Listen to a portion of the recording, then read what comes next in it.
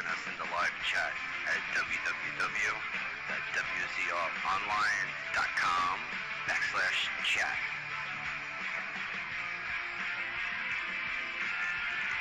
Now here's your host, Ryan Clark.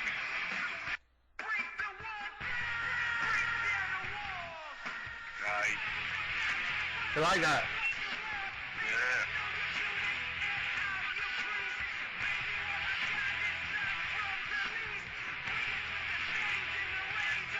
What's going on, Matty Boone? Hey now. It's first show of the new year, January 3rd, 2012. It is, man. We had a successful 2011, and we're here for 2012, man. 2012. Let's get it rocking and rolling. Shit, I didn't even. That's like last week. You said, "Oh, this is the last show of 2011," and this week this is the first show. That shit doesn't even cross my mind. But now I know, so let's do it. We're gonna be here hopefully for the entire year and years to come, right? How was New Year's? Everybody have a good New Year's? Everybody in the chat room? Everybody listen? I don't see the chat room, by the way. I don't know if you told them that or not, but yeah, I had a good New Year's. A good New Year's, yeah. You well, it's a normal day in the life of Matt Boone, drinking beers and partying. Let's fucking hold on. We're gonna. I can't hear that on radio, but I just drank some beer. I figured, dude. It's Tuesday. It's become kind of a tradition for you. Oh, you said that off air. Or were we doing a testing when you said it? I don't know. But this guy, he says I'm sick, so he said, you know, I'm not feeling it, blah, blah, blah. I said, don't worry, I'm drunk. I should do fine. He said, oh, yeah, it's Tuesday. I said, as opposed to what? Monday, Wednesday, Thursday, Friday, Saturday, Sunday? It is a tradition, dude. It's a You know what? I actually did some testing earlier, dude, and I think I'm having the same problem as Vendetta when he was producing. I think the internet gets pissed off, like your internet provider, okay? When you stream MP3s and music, it takes up a ton of bandwidth, and I think I pissed them off, dude, because it's like the whole box shuts down and you have to reboot the Roadrunner box, the internet box. So I don't know what the deal is. I don't know if it's music. Dude, I used to produce the show live and archive it all at the same time, and all it did was make my computer run slow as shit. No, but I'm talking before the show. If you were to play music, like let's say we play music for an entire hour, right, from 7 to 8 o'clock Eastern time, the internet gets pissed off. And I used to do that too. Did you? Yeah, I played the hour pre-show music. I play oldies sometimes. I play rap songs we like, shit like that. Yeah. I don't know. I don't know what the deal is. But anyways, it shut down on me earlier today. But I got it right back up and running. So hopefully that doesn't happen tonight. Plus, I think we figured out the production issues. We were both using headsets, right, for the last couple weeks, and you went over to a regular phone for all the wrong reasons. But I had to. Yeah. Because you had to. But I think you sound a lot better. I think you sound much more clear, and I sound. Yeah, let me ask you this question. Yes. Does that burp sound clearer on the phone, or would it be better on the headset? Well, burps are better than your corny fart jokes from last week, dude. I didn't have jokes, just noises, and they were funny. They weren't funny, dude. Farts are funny. They're not funny. You're how old are you? You're in a black chair telling you something. Farts are funny. Jesus, dude. I'm 31 years old, dude. Farts are not funny, dude. It's stupid. I'm 27 years old. Farts are hilarious. It's stupid. Tell them. People. Yeah, funny, dude. It's horrible, dude. It's stupid. They're not funny. When you're 31 years old, it's not funny. But anyways. All right, when I get to be 31 and we're still doing the show and I fart on the air and I laugh, I'll be like, see, I told you so. Yeah. Get the fuck out of here. We have a lot of people in the live chat room tonight. It's Tiffany Titty Tuesday, which it is every Tuesday. We're gonna, I guess we'll bring her on at some point in hour number 2. I gotta find the theme that we used last week. So you still have it? Well, I got it somewhere. Did you download it, or were you playing it off YouTube last week? I had it off YouTube last week, but I'm going to have to find it again. I think it was called Sucking on My Titties. Is that the name of it? I believe it's called Sucking on My Titties. Yes, it's a great song by a great artist. Well, YouTube that during the commercial break, man. We'll come back and have her on. Raj Giri from WrestlingInc.com may call up as well. Talk a little Brock Lesnar. Oh, man, Boone. Brock Lesnar from this past Friday night, the UFC pay-per-view. And, you want to get it out of the way now, or do you want to do like... you were right, I'm wrong, all that bullshit, or? Well, we'll talk about it, dude. We're going to save a segment, because it does, I mean, it's Brock Lesnar, and looks like he's going to return to WWE. Of course he will, dude. Of course he will. Right, he's still fairly young. Well, how old do you think Brock is? I think he's 34, 35. Like, Yeah. He's still young, yeah. Yeah, I mean, he's still a beast. So you're gonna have, you know, I mean, you're gonna have. He'll come back for like a WrestleMania type payday, but he's not gonna work full time, dude. He's not gonna go on the road and work live events, house shows, things like He might take that limited schedule. Like when the NWO came back, when they first came back, they all demanded like half the schedule that all the other guys get, which pissed everybody off. But No, but I think they would understand because it's Brock now. He's on a different level as a pay-per-view draw after being in the UFC. But watch any Brock Lesnar interview, okay? Just watch any Lesnar interview. He comes across as this cocky prick that you want to hate, all right? And you know that he goes to UFC, he becomes UFC heavyweight champion, blah, blah, blah, blah, blah. Now he leaves UFC. Dude, when it comes to negotiating, he's going to try to tell WWE, I want this, I want that, I'm a former UFC champion, I want to do outside projects, and I don't know, dude. I don't think, I mean, WWE may sign him for like, you know, a one-match deal or something like that, but he's not coming back full-time, man. No, maybe not full-time, and I was just going to address, when we were talking about him being cocky, I was watching the, like I always do, the Ariel Helwani interviews, the pre-interviews, and he's interviewing Brock, and everything's going good. And his last question. He asked. I saw this, dude. And it was. You know, it was. He said, "How do you feel about being the underdog?" But it's not like he stormed off, dude. He respectfully said, "All right, I'm done. I'm out of here." But it's still. He didn't answer the question. He was like, "How dare you even ask me about being an underdog?" That was like the gist of it. Like, how dare you even insult me by reminding me that I'm the underdog? Like, you know. You little peon, like, what, dude, you're a fucking former champion over fighting the company, and they're favoring him over you. What do you think about that? He can't answer that question? He had also been asked that question a million times going into that fight, and then somebody brought it up at the pre-fight press conference, and Brock was like, dude, listen, I'm going to answer it one final time right now, and then that's it, because he had been asked a million times. I mean, everybody gets asked the same questions going into a fight a million times. How was training? What's your plan? What is your weaknesses against this guy? What's his strengths? Again, like, you got to fucking deal with it. Rampage is another one who really throws a bitch fit sometimes when people ask him questions that he's heard over and over again. It's like, people just don't like it. Poor Ariel, dude. I mean, Tito Ortiz can't stand him. Rampage fucks with him. You got Brock Lesnar that walks out on him. It's like, my God. And you know why they hate him, bro? You know why they hate him? Because he asks the hard questions. He asks the questions that they don't want to answer. He has balls, and I was supposed to work with him. I've told the story on our air before. We were supposed to be like a team at one point. The worst guy he ever interviewed was James Toney, the boxer. Right.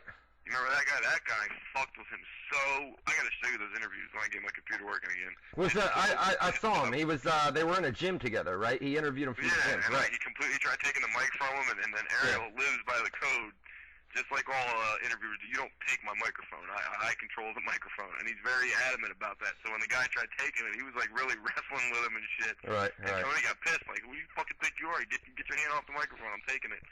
Yo, I'll tell you what, he's the ugliest motherfucker, but he's the best interviewer in MMA, bro. He's great, dude. He looks like he's Saudi Arabian or something. I bet he gets stopped at airports a lot. I wanna compare him to like the Oprah or the Barbara Walters of interviews. You know what I mean? Where he goes out there and he asks the questions that nobody else wants to ask. He's the Howard Cosell of MMA. Down goes Frazier, down goes Frazier, down goes Frazier. Right. The Giants win the pennant, He's that guy for MMA.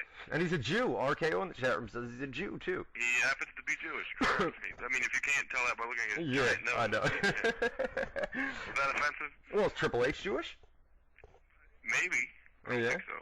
Well, we should be able to tell by looking at his nose, according to you, right? No? Well, I mean, I could get even more racist if you want. No, it's horrible. It's horrible. His nose isn't hooking, yeah.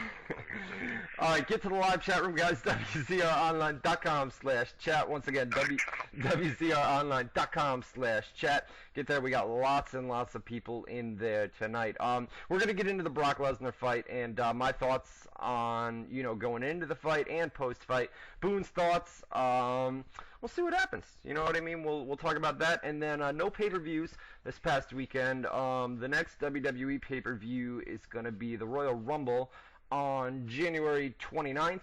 And the next TNA pay-per-view is going to be Genesis, I believe, in a couple weeks. Not this Sunday. I think the following Sunday, I believe.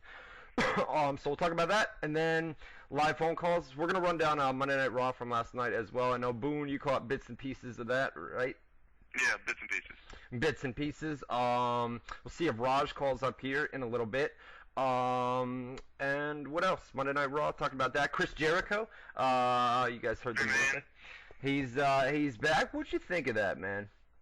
I thought it was fucking crazy. I rewatched it today. Right. I like it. You know what? I like it too, and I'm glad you said that. I'm glad you said that. I'm sure you did because you put the post up. I tried talking to you about it earlier and you ignored me. The fucking interview backstage with him. Did you watch that?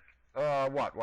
The WWE.com interview where he's walking backstage. Oh yeah, and he lit up the jacket, dude. He stopped and lit up that was awesome. Yeah, that was good, dude. He stopped. They said, are you gonna be in the Royal Rumble or something? Or no, what was it like to hear everybody chant your name again? And he stops and he just lights his face up with his big fucking smile, the same smile he was using out in the arena. Right. And then they ask him about the Royal Rumble and he stops and he turns the lights on in his jacket, keeps smiling and walking like, what the fuck is this? Dude, when I saw it live last night, I'm like, and I thought it went on a little bit too long, and then I went back and rewatched it today. And let me tell you something. In 8 minutes, okay, from that segment, we'll get into this more when we run down Raw. In the 8 minutes that Chris Jericho came to the ring, in minute number 1, he had an entire arena just we love you, Chris. Would you go over like the Zapruder film? Jesus Christ, in minute number 1. No, listen, I'm comparing minute number 1 to minute number 8, okay? He had every single person in that crowd in the palm of his hand last night, dude. And by the time that segment ended... He was doing the pointing on this side, pointing on this side, and they were fucking going with it. They loved it. And by the time that segment ended, he was a heel. Raw ended as he was a heel. As he was leaving the stage, they were booing him. They were, yeah, it was more than half of the crowd was booing him, dude. And in 8 minutes time, who else can do that? Can go to the ring in 8 minutes, dude, and have the crowd... Without saying a word. Without saying a word, dude. Without saying anything whatsoever. This dude goes out there and goes from a complete babyface to a complete heel in 8 minutes. That's ridiculous. Well, I mean, if you look at it from a standpoint of, okay, storyline-wise, are they using him as a heel? Like, he's got a program with CM Punk, most likely, right? Right. So he's got to be positioned as a heel. He's getting that comeback, we're happy to see you fucking pop. So they're not going to boo him no matter what he says. He can try and heel on him only once. Right. Me and you were talking. I was telling Tiffany Tits over here, as it was going on, like, way before you started talking about him, like, he's fucking overdoing it. He's going to go heel on him right here, right now. Right. As soon as he starts talking, he's going to shit all over him. But even that probably would have backfired because they would have been so fucking happy to see him. He could have said anything they wanted. They would have cheered it. So what's the only thing you can do? What he did, and it worked. And he was getting booed by the time he left. And when he comes out next week, then he does his heel promo. Correct. Against Punk. Did you hear that burp in the I background? did. Was that Tiffany Tits in the background? Yeah. Wow. In the background burping loud as fuck. Wow. Jesus. And now her phone's going off. This is not distracting at all. You take over. Well, here's the... I mean... Dude comes out, cuts a promo, and not only that, but everybody wants Jericho to come out on Raw last night, and they want to hear a promo the night of his return. But when Raw ended last night, you were thinking to yourself, what the fuck just happened? What the hell was that, right? That is, dude, that's key. When ratings are falling, you want people to say, I've got to tune into Raw the following week to find out why he's back. What's he going to say next week? And that's where you get your promo. You don't blow everything on one night. And listen, often WWE does, right? They blow everything, and it goes to shit. You know what they blew? Right. What? Well, other than blowing my dick, and I just had to say that because I used the word blow, but they fucking had the guy fly on a commercial airplane to Tennessee. They caught him. He got caught. There was pictures everywhere. He tried covering it up on Twitter. Why didn't they give the fucking private jet to Jericho, bring him in, so nobody in a fucking crowded airport sees him in the city where Raw is, where a surprise return's happening? Right. You don't think anybody's gonna fucking take a picture and put? Of course. Of course. Happened. Right. And you know what, dude? I mean, I mean, there were photos yesterday. Well, not only that, but he was backstage at Raw, walking around like he was just a normal, regular guy, man. They didn't hide him in a back. They didn't hide him in a dressing room. They didn't bring him to the arena late in a limo or something like that, dude. He was walking around backstage like, I'm here, I'm back. You know what I mean? So it had gotten out, and then not only that, but like yesterday, dude, there was a photo that came out, and it was The Undertaker and Michelle McCool. All right, and Boone wanted to post this on the website. And I said, are you stupid, bro? We put I that. just wanted to post it as like a fucking like a celebrity picture, like not nothing to do with Raw and the surprise. It was just like, here's the fucking a diva and a superstar fucking holding hand at an airport. Like that's something people would click and look at. I'm sure I didn't care. This photo comes out, right? And the first thing, here's some fact checking, right? I do some fact checking yesterday, right? The first thing that comes to mind is there's a car in the background, right? And the license plate. I didn't even notice that till you pointed it out, by the way. The license plate on the car is a Massachusetts license plate, and they're in Nashville, Tennessee. Obviously, these guys fly in to the city, closest to where they have to work that night, and then they get a rental car, and they use that rental car to drive from, basically, everybody flies out on Sunday night, unless there's a pay-per-view, then it would be a Saturday night. Everybody flies out on Sunday night, they get to the location of Monday Night Raw, they pick up a rental car, and then they use that rental car to travel to live events, house shows, and things like that for the week, and then return it. They didn't drive from Massachusetts to Tennessee. No. So that's the first thing, right? And then you look at what Michelle McCool is wearing, right? She's dressed down. She's got like a tank top on. Taker's dressed in a green. You could tell it's hot wherever they were, right? So you go to Massachusetts isn't hot, so that doesn't explain anything. But it gets hot up here in the summertime, my man. It gets really hot up here. 90s, humidity. Yeah, it gets hot. So. It gets hot everywhere in the summer, you dumb prick. What are you talking about? You're telling me it doesn't get hot in Massachusetts? It doesn't get hot in Nashville in the summer? That doesn't disprove the fucking theory you're trying to discount right now. The theory is, my fact-checking, you go to weather.com and you pull up Nashville, Tennessee yesterday, and they've got a high temperature of 42 degrees and wind. Nobody's going to be wearing that in 42-degree weather in Memphis. Get the fuck out of here. So, of course... I think the picture was from yesterday anyway. It could have been an old picture. They just fucking finally came online. Oh, my God. Are you stupid, bro? Are you stupid? That's the whole point I'm trying to make. There was a fake photo that came out of The Undertaker and Michelle McCool arriving to an arena, dude. So you do a little... What does weather have to do with anything? It's an old picture. It could be summer. It could be fucking winter. It could be... spring. Oh, it could be a hiccup in the background. Yo, it could be anything. I wish you were in the chat. Tell this man he's an idiot. Listen, dude. She's dressed in a tank top. It's 42 degrees in Memphis. She's not going to be dressed in a tank top if it's 42 degrees in Memphis. So why am I stupid for saying that it's an old picture? It proved. That's what we're saying. That's the whole point of this. I'm agreeing with you. I know. Jesus Christ. Tell him. So I'm stupid for agreeing with you, which means your point is stupid because why would I be stupid? The whole point. What you're saying. So what you're saying must be stupid. No, the whole point. Tell them in the chat room he's stupid. They're all calling you a retard in the chat room. You're saying that because I can't see it. I guarantee you they love me, dude. I don't think you understand the whole point of the story. The whole point of the story, they already know it's a fake photo, dude. I'm explaining why it was a fake photo and what we did to deny that rumor. First of all, wrong phrase. It's a fucking real photo. It's not a fake photo. It's an old photo. It's a real photo, but it's not of what the people put it up as. It's not a photo of them arriving in Tennessee for Raw last night, but it's really a photo of them in a fucking airport. No. And how do we know that? How do we know it wasn't them that arrived in Nashville, Tennessee last night? Explain that to us, Boone. You just did. Oh, I did? No doubt. No doubt. Get the fuck out of here, man. Anyway. You went to weather.com, you saw a license plate. I was listening. She's wearing a tank top. I listened to the whole fucking speech, man. I'm agreeing with you. Look at Boone, you are digging a hole you can't escape from. How am I digging a hole? I'm agreeing. I don't understand. No, because you just made some stupid points just a couple minutes ago, dude, during the story. About the tank top, the shit you just listened to? Yes, yeah, you made some stupid points. Drink another beer. Pound that beer, dude. Let's do it. Pound it. Get to the live chat room, WZROnline.com/chat. Once again, WZROnline.com/chat. Let's get these plugs out of the way, then we'll get into Monday Night Raw. Thank God we can kill some fucking time, dude, because we don't have a pay-per-view or Raw, and the best way to kill time is just to make Matt Boone look like a complete idiot on live radio. Well, we can make Ryan look like a complete idiot.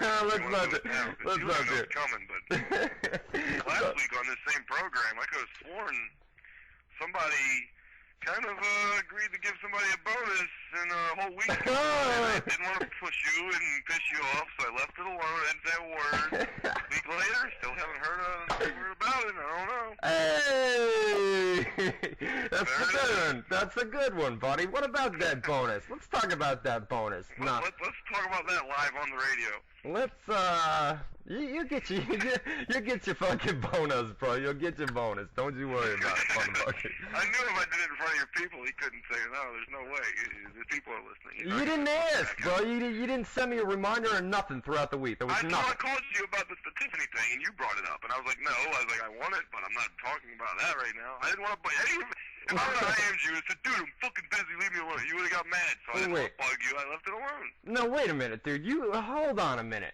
You called me earlier this week, all right? And I'm not going to get into what it was for, but it was no. It was something for Tiffany, all right? And it involved payments and things like that. But never once. Nothing to do with your money. Right. But never once during that phone call did you ask about a raise. No, I didn't. But before you said hello, you said, "I know my Christmas bonus," right? That's the first word you said. Because you had to repeat it 100 times. So I couldn't tell what you were saying because you were using the mush mouth voice. I said, "What?" Yeah. He said, "Who's your bonus? I know." I said, "What?" Your fucking Christmas bonus, I know. I said, no, not that. I said, I want that, but that's not what I'm calling for. And then we got into the Tiffany thing. Right, which I completely ignored anyways. Completely ignored. She just brought that up a minute ago. You said, oh, yeah, you just ignored the shit out of that, didn't you? I said, that's what he does. That's what he does. And we're still ignoring it right now, so. No, anyway, I got it situated. Do you? All right, no doubt. Yeah. Good, because I wasn't about to do it, motherfucker. Yeah, I had to make a good friend of yours do something you didn't want to do. Well, I didn't want to hear from him anyway, so get out of here. Trying to cheer you up, man. You're sick. Let's talk about your buddy. No, you know what, dude? I was feeling shitty all day, but then it's like I put the notice out on the website for people to come to the chat room, and then I see all the people in here. Oh, dude, you're baby facing on them again. I'm not. Fucking lifted your spirits and made you feel better. I feel better, bro. But when I come on live radio and I do this, I feel good, man. I feel better. You know what? I don't like doing the show without the chat because I can't feel what you're feeling right now. I know what you're talking about. You can feel that instant feedback, the love from the people. Cause they fucking love me. They're probably talking right now about how awesome I am. How awesome I am, everybody, right now. No. And I can't read it. I can't even see it. I just got to assume it's happening. I don't know what the fuck they're talking about. I don't know what's going on. Well, I'll tell you what, the chat room is packed tonight, man. Probably a lot of people want to hear about Brock Lesnar, and I don't know where Raj is in the chat room, JJ Snake. I really don't know if he's going to call in or not, but if he does, we'll be here, and I know his number, so I'll pick it up. WZROnline.com/chat. Let's get these plugs out of the way real quick.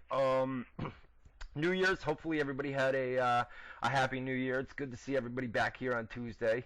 Hey, you want to do this? You want to talk about New Year's for a minute? I got to take a piss really bad. I'm not going to make it 40 minutes. Yeah, I'll do the plugs and stuff like that. Dude, talk to Tiffany about New Year's. That's not wrestling. She can ramble. Oh, Tiffany's coming on?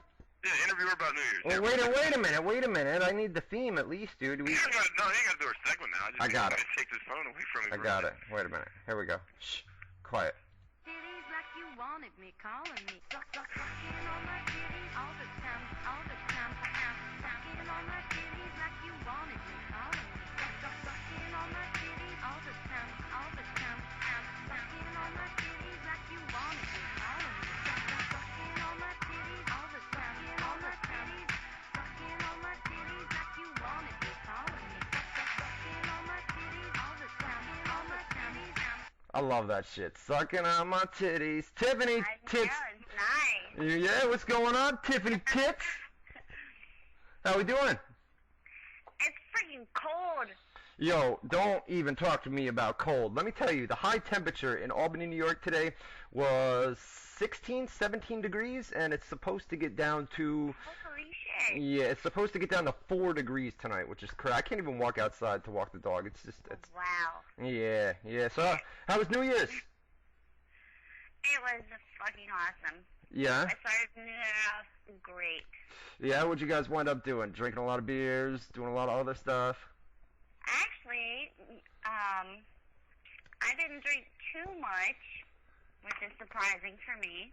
Yeah, but you know what? I was just talking to Boone. It's like every Tuesday, by the time Boone gets on air here, he's shit-faced drunk. You know what I mean? I think you're a bad influence, to be honest with you. That's kind of my Yeah. fault. How about before Boone comes back, I know you guys watched Chris Jericho return on Raw last night, right? Mm-hmm. What'd you think of it overall? It was kind of, I don't know. Kind of cheesy. Kind of cheesy, but yeah, you know what, dude? It was funny. Yeah, I rewatched it today. I thought it was kind of cheesy last night, and then I went back and rewatched it, and I saw exactly why they did it and what it leads to. You know what I mean? You've got a couple months until WrestleMania, and it should be a long, drawn-out feud with Chris Jericho and CM Punk. So you got a couple months. Hopefully they draw it out, and then eventually have the match at WrestleMania. Not rush anything. You know what? I think next week, you guys got to tune in next week, because Jericho, he'll probably... Oh, he's going to come out and play the bad guy next week. Yeah, he'll cut a promo. He'll grab He was definitely eating it up, though. All the attention he got, he was eating it up. You could tell. Wasn't it? It was crazy. Like yesterday, he would put up fake photos and all sorts of stuff. You know what I mean? And people were, I mean, all over the internet, people were like, "Oh, it's gonna be Brock Lesnar." I even heard Psycho Sid Vicious. I heard tons of other names. You know what I mean? So Yeah. he got tons of attention. You know. Yeah. So. And he was eating it up. He was. He loved it. He kept tweeting and just trying to throw people off. I mean, a couple months ago he said he was going to be in Hawaii, you know, at this time, and then he said that he was on a ski resort yesterday skiing, and he just, you know, continued to fuck with internet fans. But remember, listen, I told these people last week, remember this. The next time Chris Jericho leaves WWE and then makes the return, remember this, that this guy is a bold-faced fucking liar on the internet. You know, he lies, but it's all to sell it. It's all to sell a storyline, you know? It's all for the fans. All for the fans. All for the fans. Guys, get to our live chat room, WZROnline.com/chat. We're going to be taking live phone calls here in hour number 2 as well. I know you guys got a lot of questions about Lesnar and Jericho and who is she and everybody else. So take your live phone calls in hour number 2. What else, Tiff? What was that chat room again? What was the chat? www.WZROnline.com/chat. There you go. Tiff, it's good talking to you. I'm giving the phone back to Boone. Alrighty, we'll see you next week. Hi. Alright, bye. Now we got the... She was scared to call me Matt just now. Did you hear that? She said So Boone. I'm giving the phone back to Boone. She called... You can say Matt. That's my She name. calls you Matt. I know. Well, nobody calls me Boone down here. That's a New York thing and a Maryland thing. Oh my god, I don't think I've ever called that. Never once. Did everybody in the chat room too? Nobody calls you Matt. No, girls call me Matty, and everybody else calls me Boone. Down here in Maryland, I'm just Matt to everybody. We could call you Matthew. No, never mind. Never mind. Can I Doesn't say, work, right? It just sounds weird. Alright. Matthew. can I say your middle name or no? Thomas? Thomas? Matthew Thomas Yeah. Boone? Oh, Matthew, I gotta hide my middle name? Well, I don't give a shit I don't about any know. of that stuff. That's you. Matthew Thomas Boone. WZROnline.com. .com. It does kind of flow, dude. It really does flow. Matthew Thomas. WZROnline.com/chat. Let's get into Monday What's night. your middle name? Daniel. Daniel. Yeah, man. Let's get Ryan in. Daniel Clark. Ryan Daniel Clark. That's close. It flies. It's all right, dude. Yeah.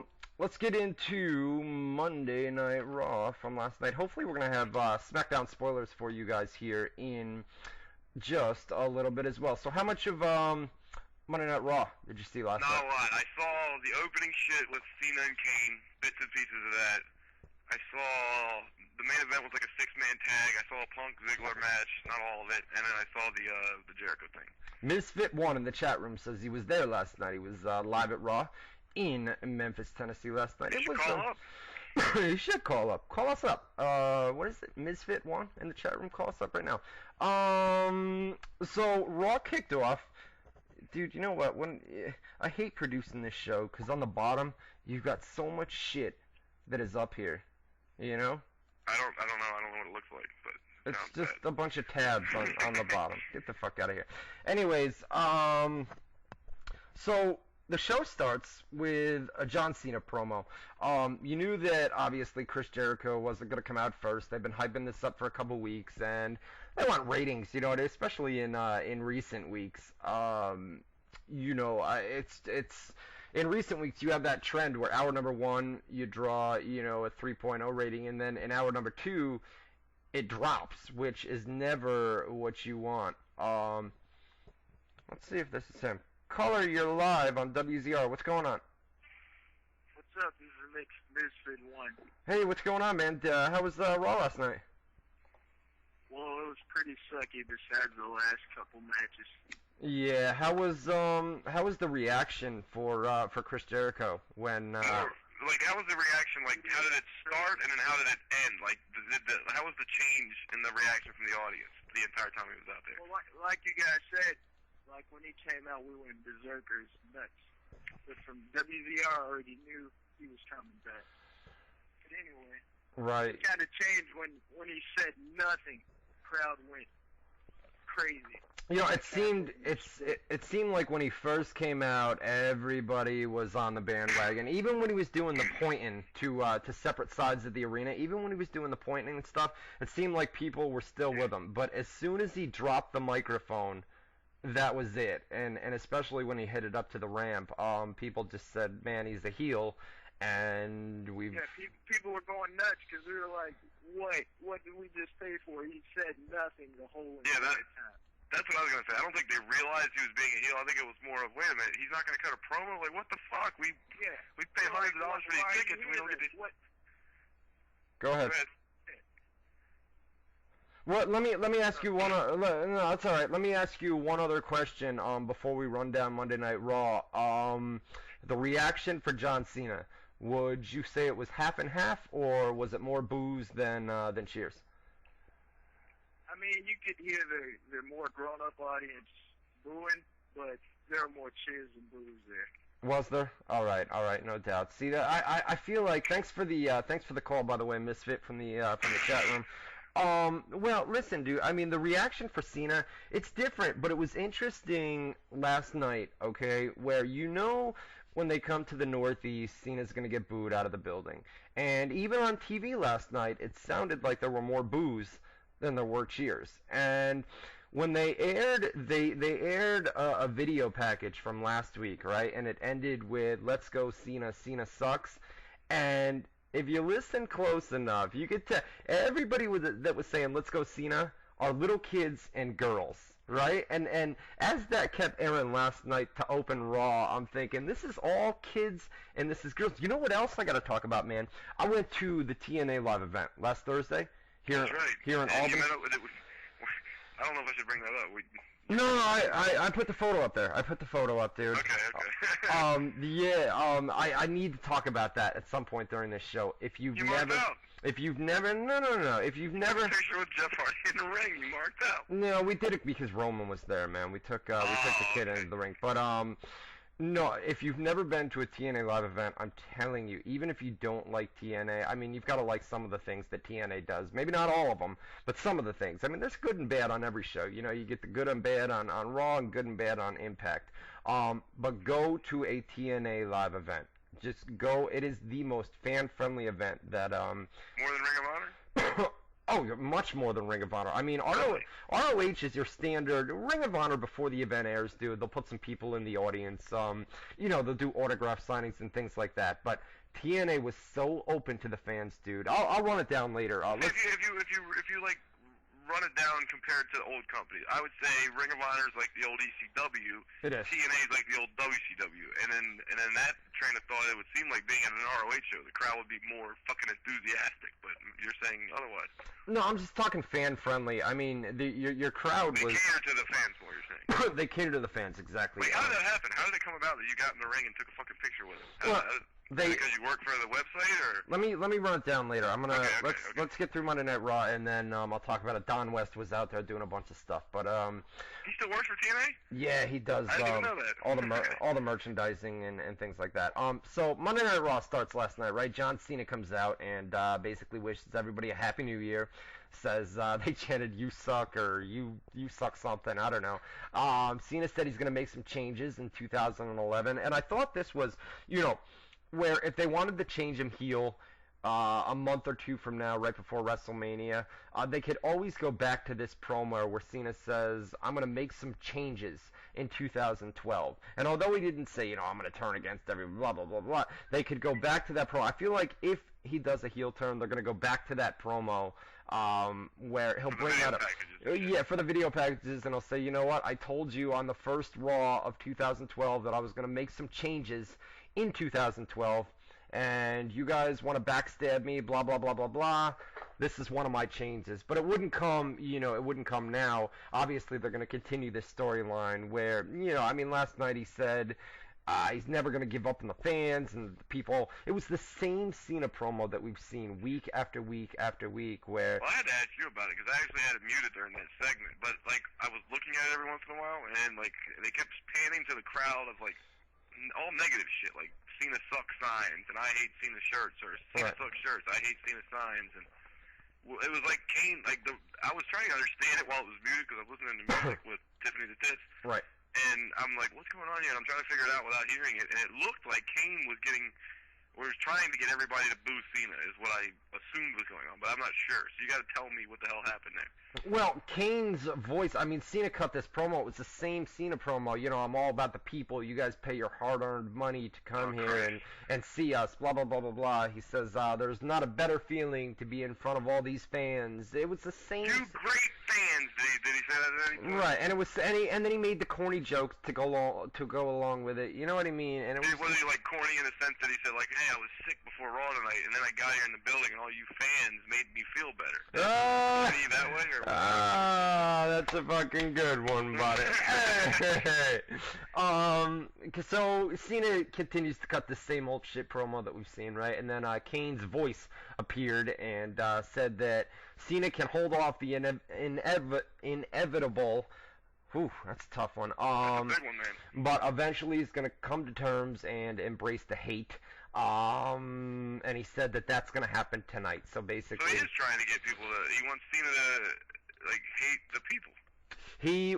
Kane hates the people, and he wants Cena to embrace, instead of rise above the hate, they want doing a whole angle off his fucking T-shirt for real, dude. Right, they want Cena to embrace the hate instead of buying everybody sodas and shit. He wants them to embrace the hate, drop pipe bombs like cool guys like me do instead of buying Pepsis and shit. I get it, yeah, I get it. Hey, 2 for 2! 2 for 2 for Matt Boone tonight. Hey! He scored! You get out of here, dude. I almost called you something, I shouldn't. What did I do?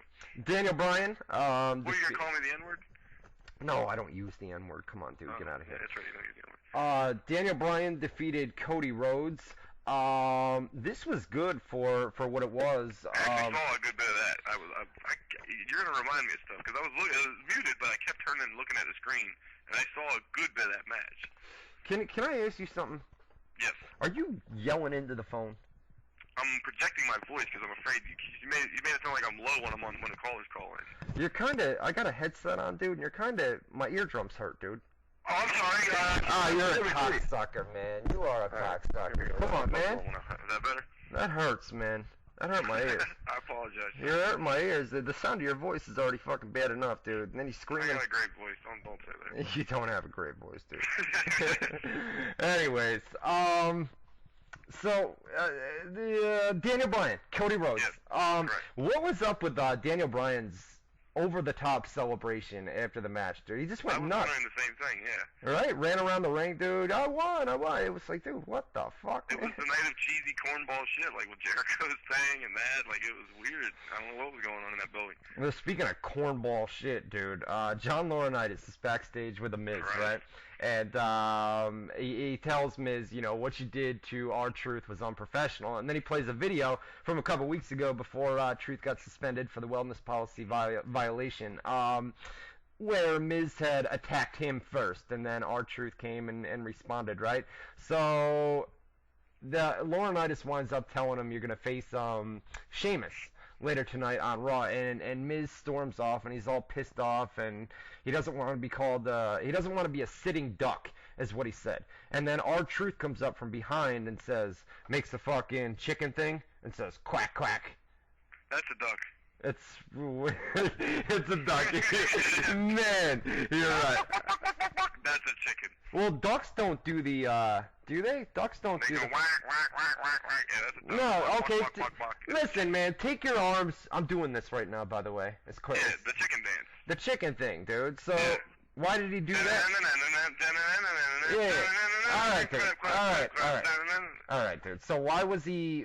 Sometimes you are like a fucking 10-year-old girl, dude. I'm painting a picture. That's radio. It's Yeah, never like- mind. We gotta show them what the chicken dance is. Yeah, but it's Show like 'em anything. everybody knows what the chicken dance is, dude. Not really. You There's like people it. that listen from Ireland and shit. They might not have a chicken dance over there. He tells you guys how to do the chicken dance, dude. He tells you what do you say earlier? He said something stupid earlier. I You forget. want to tell them how to do the Macarena? Fart noise. He likes fart noises. He likes making. What a dumb fuck. You are. Can I ask you a question? You're like a 10-year-old, bro. Ask Are me a you question. yelling? Are you yelling into the microphone? Because I got this thing on my ear right now, and your voice sucks already, and you're giving me, and it's hurting my ears. You know damn well I got a sexy voice, bro. Anyways, dude. So, Proceed. anyways, we had quacking, chickens, ducks, whatever, dude. We had quacking on on Monday Night Raw. Wade Barrett comes out, cuts a promo, and basically says the new year has been fantastic. It's been fantastic 2012 for him so far because he took out Randy Orton. Says I didn't plan to throw Orton down the stairs, but it came down to either him or Barrett, or him or Orton.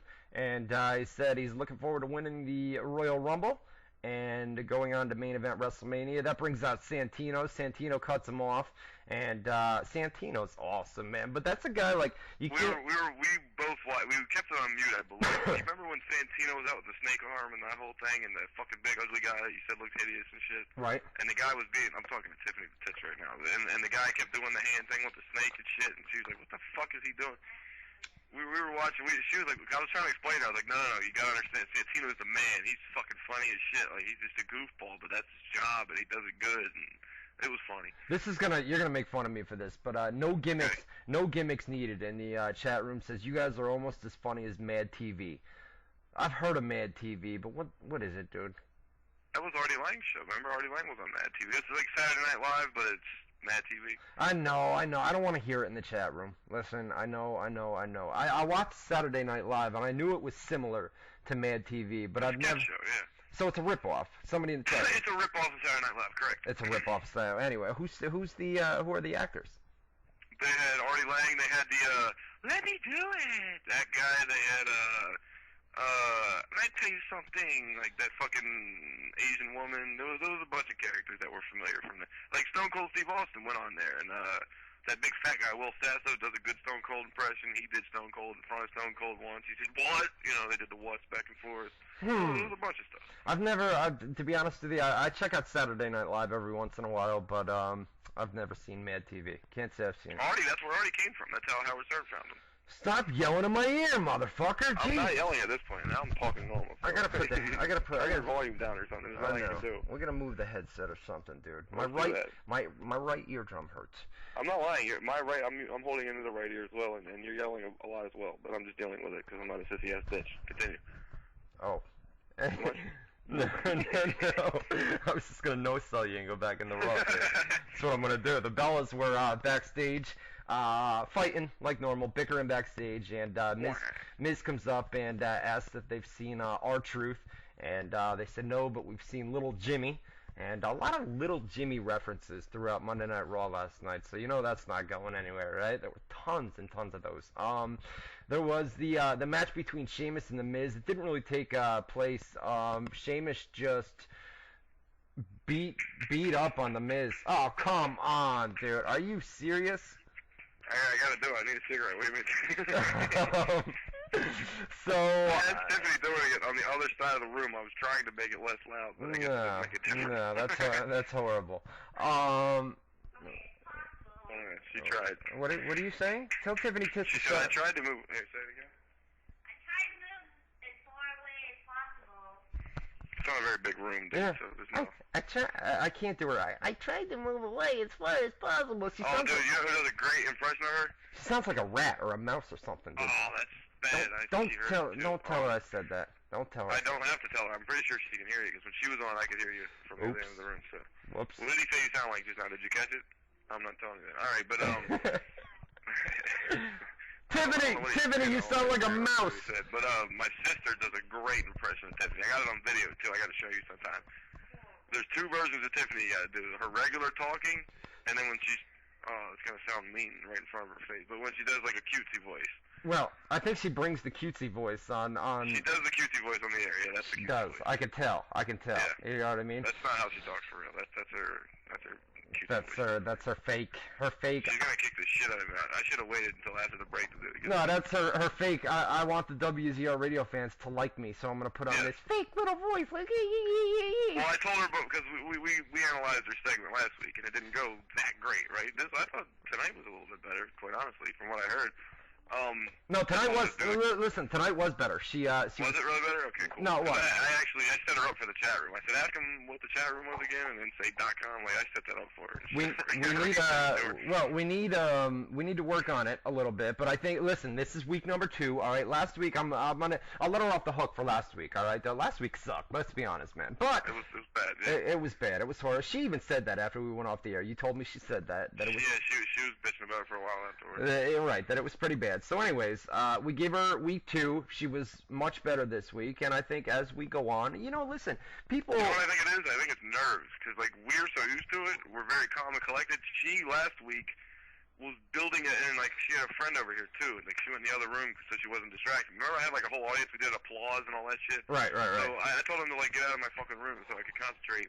So they went out of the room, and apparently this guy was fucking with her the whole time, and like making her more and more nervous. Like, oh shit, like you're gonna be on low. Like, I was doing that before we started the show, and then he did it while hour 1 was going on.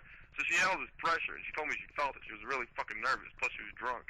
Now listen. She's drunk this week, but I just threw her on. Like, she didn't even know she was going on when she went on. So she was probably more relaxed because she wasn't uptight, overthinking shit. Well, listen, me and you used to get nervous, whether you want to admit it or not. I still get nervous to this day before we start. I do a loud clote. Can you? Throat clear. Thank you. I do a loud throat clearing. Like I do one of those, and then once you say go, I'm like, oh shit, here we are. Well, listen, man, you never know because it's live radio. All right, number 1. So anything. Somebody could get a text in the middle of your sentence, and it's live radio. Well, production could cut out. There's a lot of different things that could go wrong, so it makes you nervous. Anyways, let's get back to Monday Night Raw. We had the match between Sheamus and Miz didn't take place. Sheamus basically came out and just attacked Miz. Miz ran away through the crowd, and R-Truth appeared with a microphone right behind him. Did some comedy on the mic with the little Jimmy and everything else, and then it eventually he wound up using a water bottle. Wasn't he in the crowd? I thought I saw him at one point. Isn't that what I just said? R-Truth? Oh, you said the crowd thing? I thought you said he was just fucking with him or something. He came out through the crowd with a microphone, and Oh, you did say that. I'm sorry. Right. And then Miz went back to the barricade, back over the barricade towards the ring, and Sheamus hit him with a bro kick. So that was pretty much the end of the segment there. Dolph Ziggler came out, cut a promo, and said that we are basically a debt to society. And it eventually leads to... Oh, no, this is a backstage segment, to be honest with you. Zack Ryder was backstage trying to come on to Eve, and she basically blew him off. Jack Swagger came in and said there's an imposter who's wearing the U.S. title.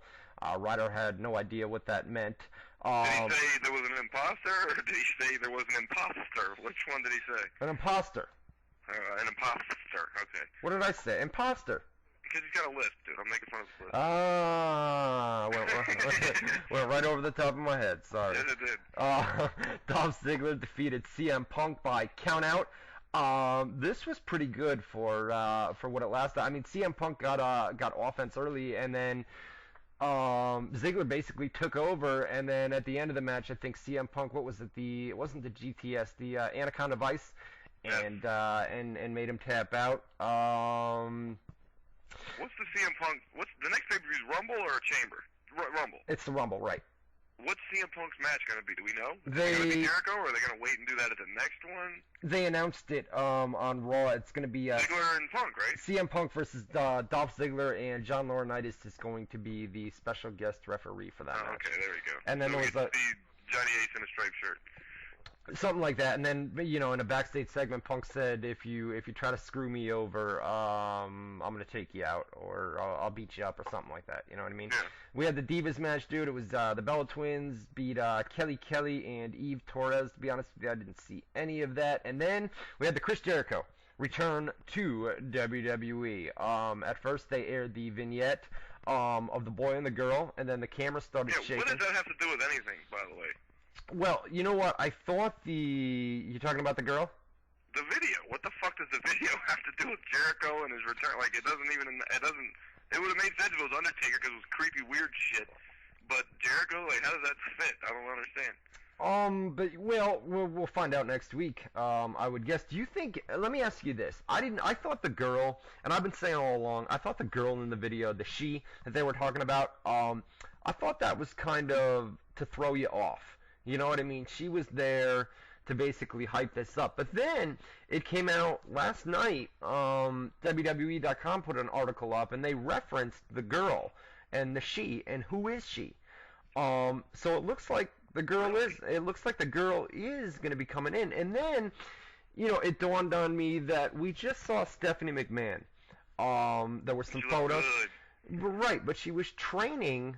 And basically trying to look good. I mean, look, she's had, 3 kids, I think? She looks good. She looks great, man. But think about this, man. I mean, Jericho and Stephanie McMahon, they've got a past, right? Yeah, big time. A big-time past. Jericho used to fuck with her hardcore back. But he called her a 2-cent trash bag, bottom-feeding hoe, all that shit. Right, but that doesn't... I mean, Stephanie McMahon is known right now to the WWE universe, if you will, right? Don't stop that bullshit. I'm not, to the WWE fans. There you go. I mean, she's known as kind of an authority figure, and to put her in a storyline with Chris Jericho doesn't make any sense. If she's an authority figure in the storyline, it works. Like, if she's, like, implementing her authority and Jericho's defying and all that shit, they would work that way. Well, no, Jericho's a heel, and she would, I mean, That's true. There's been a she in the video, so they would have to be together. It would have to be Chris Jericho and somebody else together. Who that is, I don't know. And Stephanie McMahon... Yeah, I don't know the videos well enough, so I can't... I only saw the one last night, right before he came out, and I don't remember it that well, so... Jericho sent the text. There you go. Somebody in the chat room. They could bring back that storyline. The text. You know what? It just doesn't make sense to me. Maybe it's CM Punk's sister. Remember, he said that once to Kevin Nash. My sister just texted me and said, "I thought he was dead." LOL. Blah blah blah. I don't know who it is, but it's intriguing. Oh my God! What do you got? Text messages coming in? What is that? It's not me, man. It's not me. I've made jokes out of it a few times. Like you say, "Oh, it's a live radio show. Shit happens." I say, "Yeah." Like I get a text in the middle of a sentence, but that joke only works. Stephanie, 14 times a day. Stephanie doesn't make much sense to come in with Chris Jericho. But let me ask you, as far as the return, you said, there you go. Yeah, you said you liked it earlier. Burps are funny, are they not? Let's do it. Anyways, so listen, Jericho comes back last night. You said you liked the return earlier. Why? I know. That fucking... Tell her to shut that fucking... Can you turn the fucking volume off of the text? Can you turn it on vibrate, please? Talk to me, man. So, Jericho, what do you think there? Why I thought it was great. I liked that. I was sitting here waiting. I didn't know he was going to drop the mic and not talk. So I could tell he was going heel, like 2 seconds into it, because he was over smiley, and I didn't need a whole fucking 5-minute build-up to realize he was going to be a bad guy. Right. I could tell him. I was telling her. I said, he's going to heel on him. I was like, he's going to fucking start talking shit, this and that. I didn't realize he wasn't going to talk. Can I do something? But I still liked it. I thought it was very creative. I thought it was it reminded me of Andy Kaufman. Check this out. We got to do this. We got to listen. Chat room will like this. Ready? All right, cool. Hey!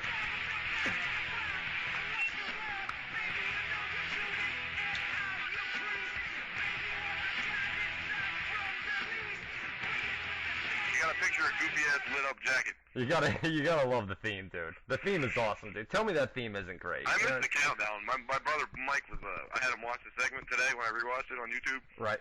And he was like, "Oh man, they don't do the countdown no more." Where it goes. Oh my God! Did you hear the video that I put up on Facebook, dude? It's the "They Can't Touch Me" or whatever it was, dude. We watched that together the other day. Yeah, I saw that. Where he says, "Don't touch me" when he's walking through the crowd and shit. Right. I played that for you. The MC Hammer. Yeah. The MC Hammer, dude. I gotta find that. Where is that, dude? Go ahead. He's walking through the crowd cutting a promo. I'm killing time for you. He's walking through the crowd cutting a promo, and then like somebody touches him. He looks. Don't touch me. I'll kick your ass or something like that. And he does it 3 times, and they made a whole video. Shut up! Shut up! I didn't know we were playing. Don't you touch me again. I will knock you out, Junior.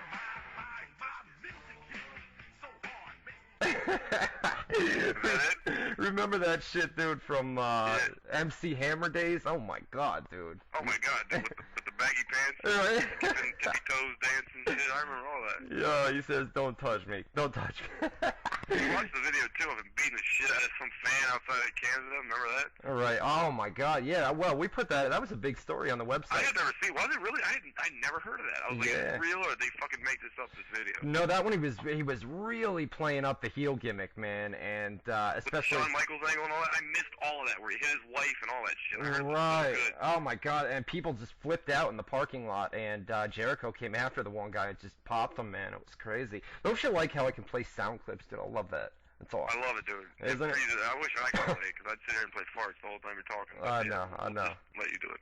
That's why you're not doing the sound bites. Get out That's of why here. the show isn't as good as it could be. Oh, You were God. looking at it.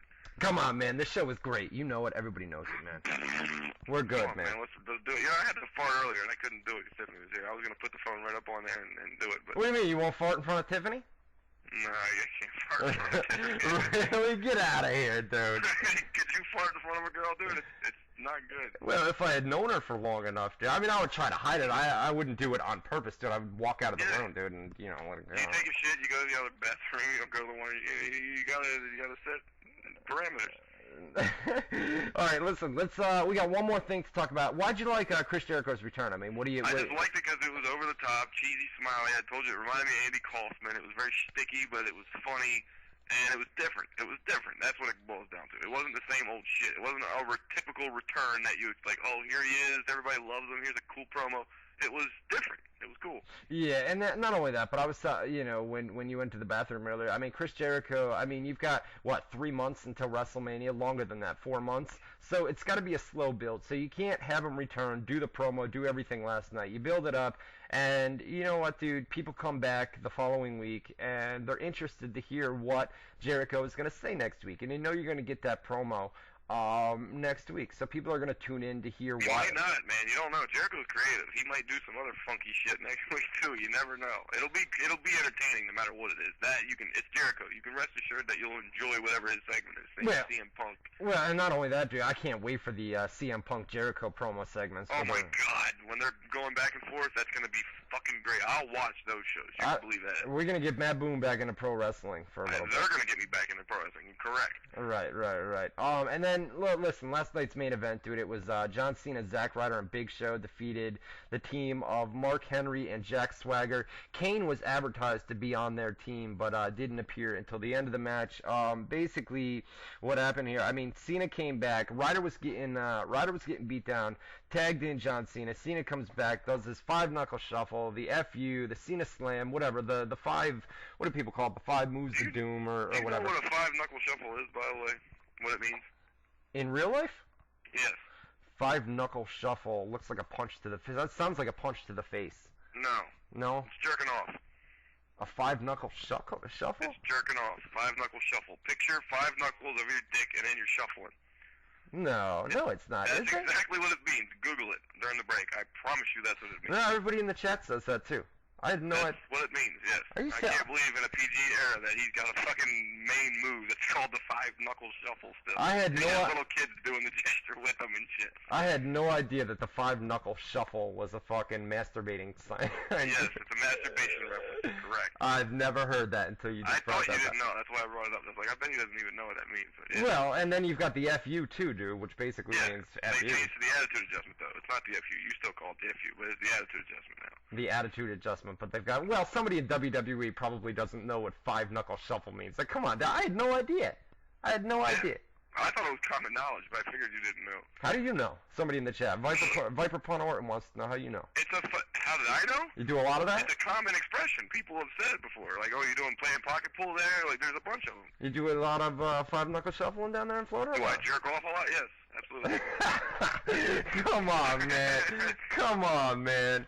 All Yeah, right. I do honest radio. You ask me a question, I give you an answer. I shouldn't have asked the question. My bad, guys. Your My bad. fault. Your fault. So, listen, man, after the match, Kane, listen to this, dude. You'll hate all over this. After the match, Zack Ryder's in the middle of the ring, and Kane pops up, right, from under the ring and tries to pull Ryder into the black hole. You know what I mean? Under the ring? under the ring. He tries to pull him through. He came up through the ring, and then he tried to pull Was it Ryder. like the thing where it was Undertaker and Diesel? Yes.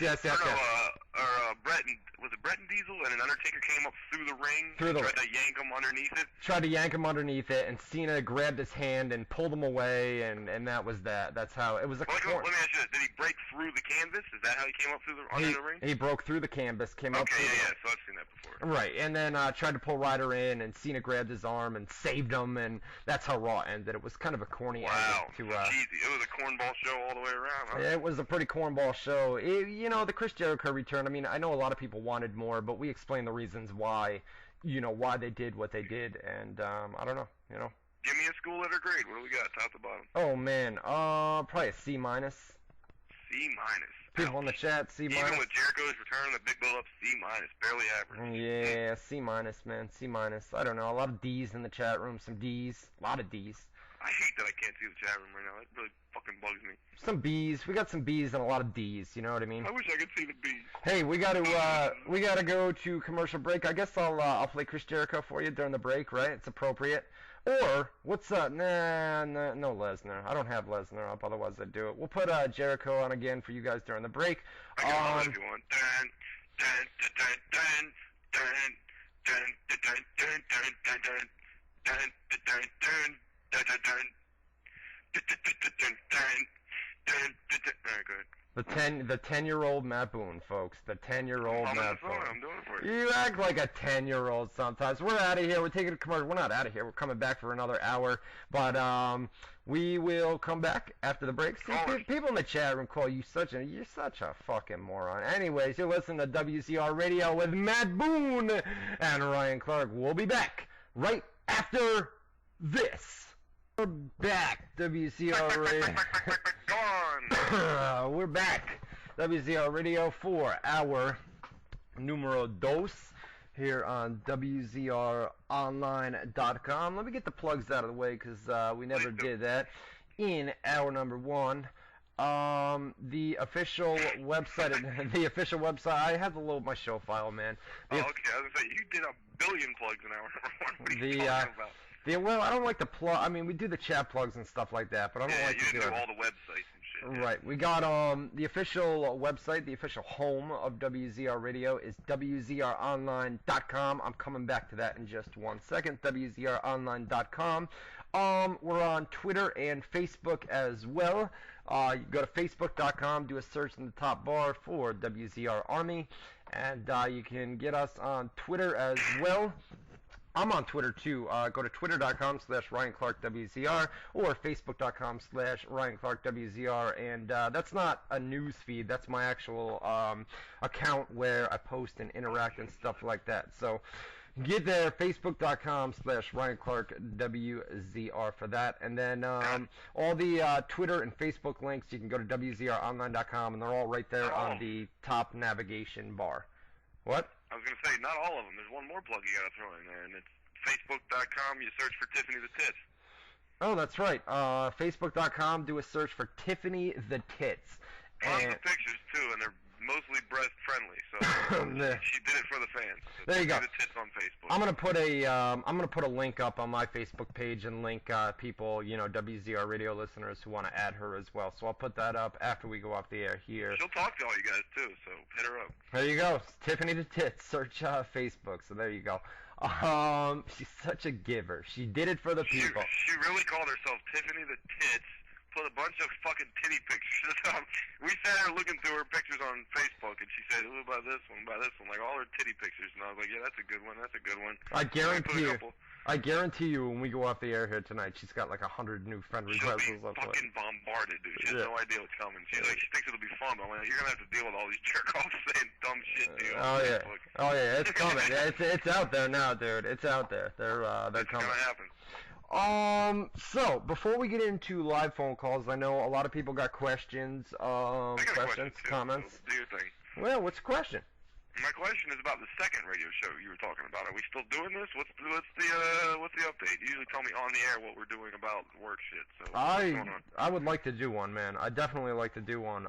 It's just a matter. Well, then let's do it. We'll start Thursday. What the fuck? What, this Thursday? Well, what? Like the day after tomorrow? Well, what do we have to prepare for? We're ready to go, aren't we? I'm down. If you want to do it, we can talk about playoffs. We can talk about fucking getting fucked up. We can talk about pussy. We can talk about whatever you want. Let me think. What's going on Thursday? Thursday, Impact, that's really it, I think. Impact is at 9, from 9 to 11, so we'd have to do be... 7 to 9. 7? You want to do a 2-hour show on Thursday? You do a 1 hour? Do 8 to 9. Well, what's there to talk about for 2 hours? I think if you loosen up and have a good time, I guarantee you the fans are going to like this Thursday show a lot better. That's what I'm promising. Yeah, but that's, I'll be drinking... Let it be Matt controls the show on that one, and then I'll let you control this one more, and I'll just kind of fill in gaps for you on this one. On that one, you let me control the flow, because I guarantee you, I know what these people want to hear. And if you look at the chat room right now, I'm pretty sure they're agreeing with me. Nobody agrees with you, bro. Come on, everybody knows Matt Boone sucks, dude. He's not. He's horrible, dude. He's not. He's the party killer of WZR Radio every Tuesday night. The party killer? I bring the party, motherfucker. Get out of here. We know Matt Boone's a good dude. Everybody knows that, dude. Can be a cocksucker sometimes. Trust me. I can be a prick to you. Listen, people love it. You guys hear me dealing with this guy on Tuesday nights for 2 hours, man. I deal with this motherfucker. I was just telling Stephanie right before we went on the air, I said, I basically get paid to piss Ryan off for 2 hours every week. Yeah, pretty much. He yells at me afterwards, then thanks me, gives me a paycheck, and says, see you next week. That's what I'm paid for. That's what it is. But I got to deal with this motherfucker the other 6 days that you guys don't, man. He's a piece of shit. He turns out to be a big, steaming pile of fat shit, dude. Steaming fat shit? Why I gotta be all that? Well, I can't be like a moist fucking damn pile of shit. It's like something nice. You're nothing nice. There's nothing nice about you, dude. You're a prick in real life, dude. What the people see on the radio show here on Tuesday nights, a prick. Matt Boone being a prick. This is the real life Matt Boone. That's me in real life. What you see is what you get, my friend, and you take it or leave it. That's pretty much your options. Take it or leave it, he says. Guys, most people leave it.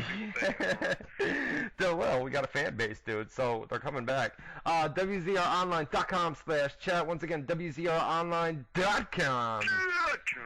/chat. Get to the live chat room. There's almost 100 people in the chat room alone tonight, man, which is crazy. Eventually, we're gonna go over this 100, and every week. I wonder if there's a limit, like after 200, nobody else come on. Like, I wonder if we break the seal. No, because I bought the chat, so it's unlimited. Okay, you got the professional version. By the way, because it's 2012, I forgot to mention this in hour number 1. It's 2012. 9/12 at 2012, by the way.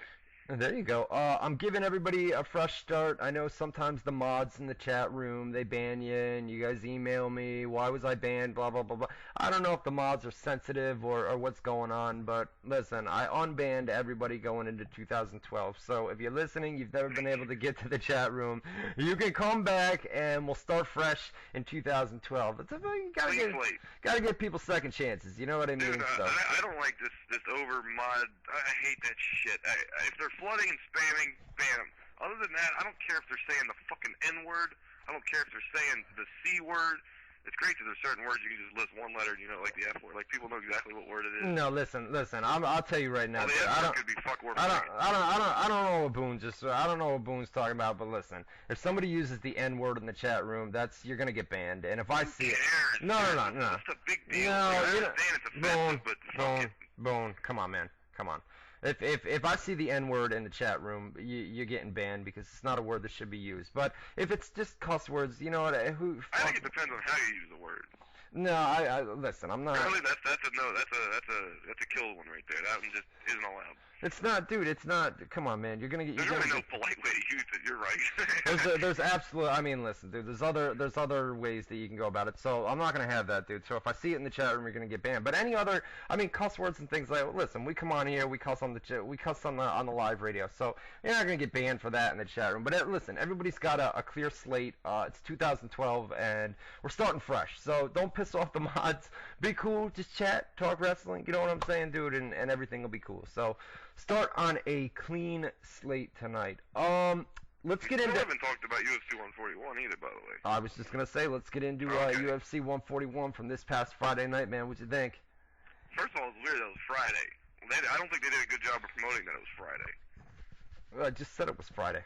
Yeah, I know, because it already happened and we remember that. But I'm saying going into it, there was a lot of people that I know that said, oh, wait, it's on Friday? Why is it on Friday? Like, they didn't even know until I told them. I was You know telling what? friends and shit. And they're like, oh, it's Friday. I thought it was Saturday. That's- I said, yeah, it's Friday this week. That's funny, dude, because people came over to Dan's house, and they had no idea that it was on Friday tonight. And we talked to them on Saturday, because Saturday night was New Year's Eve, obviously. And Yeah. a bunch of people were calling, and we were asking them about the Brock Lesnar Overeem fight, and they had no idea that it was on last night, or that it was on Friday night, you know? Yeah, they didn't do a great job. Like, the last week building up to the event, they did a decent job of spreading the word that it was Friday, not Saturday.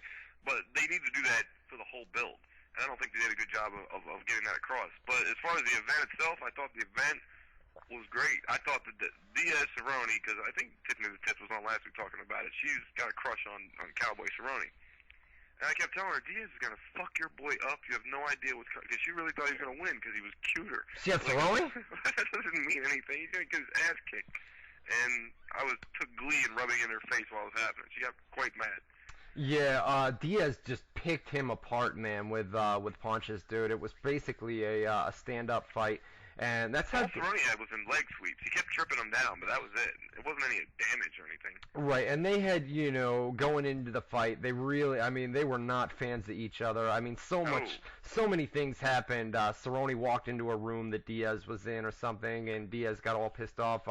At the weigh-ins, Diaz got in his face, flipped his hat off, cowboy hat. And just a bunch of other things leading up to the fight, and then they asked him at the pre-fight press conference, are you going to shake his hand after the fight is over? And Diaz was actually the one that came over to him and shook his hand after the fight, despite. Yeah, because Cerrone said no at the press conference. He said he wouldn't. Right, and that's, a lot of that stuff is just to sell a fight. Not only that, but Diaz never talks to any of his opponents before he fights them. He automatically, if Diaz is fighting you, he automatically dislikes you.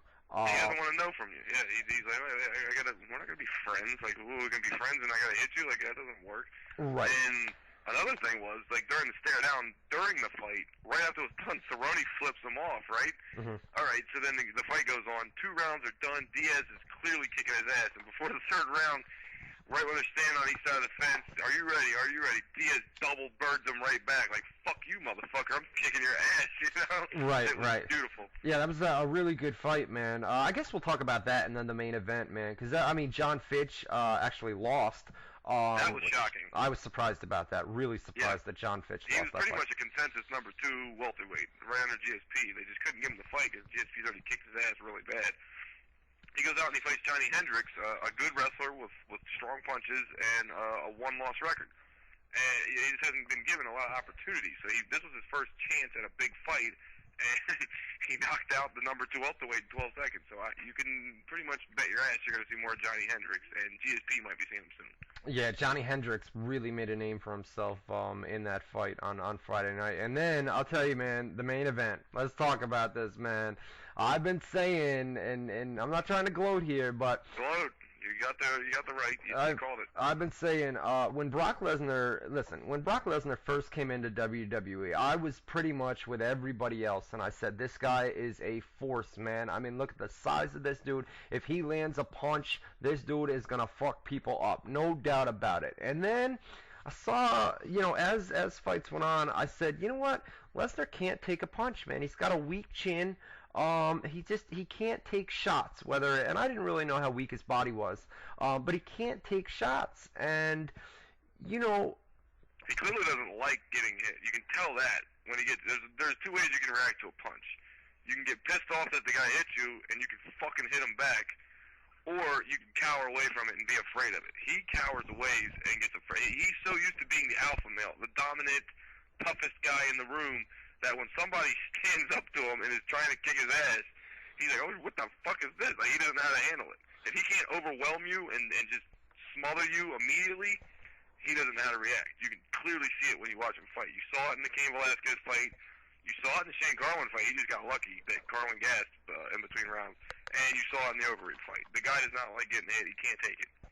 Right, and listen. I'm gonna get a photo up for some people, and I'm gonna put it on my Facebook page here for you guys. But I'm gonna get a photo up, and then I'm gonna talk about what I see. So let me just do this. I can't comment on it because I'm not gonna be able to see this photo. Yeah, but it's all right, dude.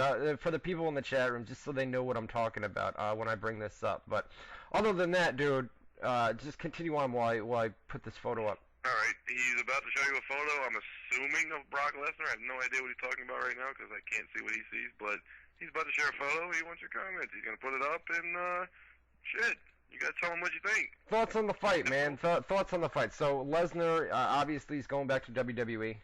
I mean, it's not a guarantee, but it's obvious. He's got to make money somewhere, and where else is he going to make $1 million a year or more doing anything? But he hates traveling. He hates traveling, man. They're going to give him the limited schedule, I guarantee it. He's going to get whatever he wants.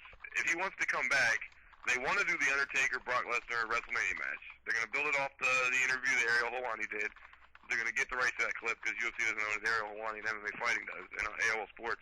They'll get the rights to that clip, they'll build a whole thing around it, and they're going to do that program. That's going to happen. You can bet your ass it's going to happen. They tried doing it last year for WrestleMania. They couldn't get Dana White to let Lesnar fight. Well, and not only that, dude, but there's kind of bad blood between Lesnar and Steve Austin as well, where, you know, back in the day, Steve Austin walked out of Monday Night Raw hours before they were supposed to go live on TV. Austin walked out because he didn't want a job to Brock Lesnar. It was a big story back in the day.